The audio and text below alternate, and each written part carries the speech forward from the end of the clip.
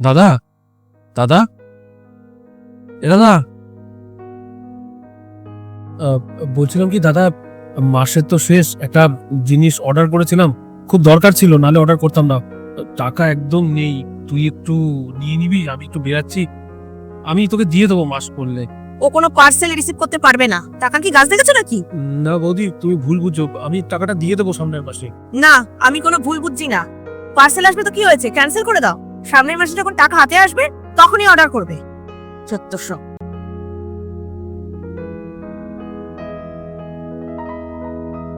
তুমি মুখের উপর দরজাটা বন্ধ করে দিলে। ও দরকার ছিল বলেই তো অর্ডারটা করেছিল, আর আমি দিলে কি প্রবলেম ছিল দাদা? তুমি একদম চুপ করো। ওর যদি এতই দরকার হয় ও পকেটে পয়সা রেখে অর্ডারটা করতে পারতো।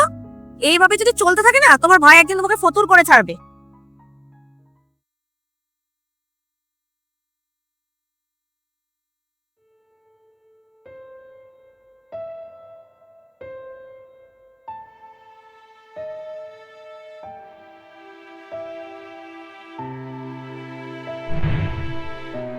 ও দরকার ছিল বলেই তো অর্ডারটা করেছিল, আর আমি দিলে কি প্রবলেম ছিল দাদা?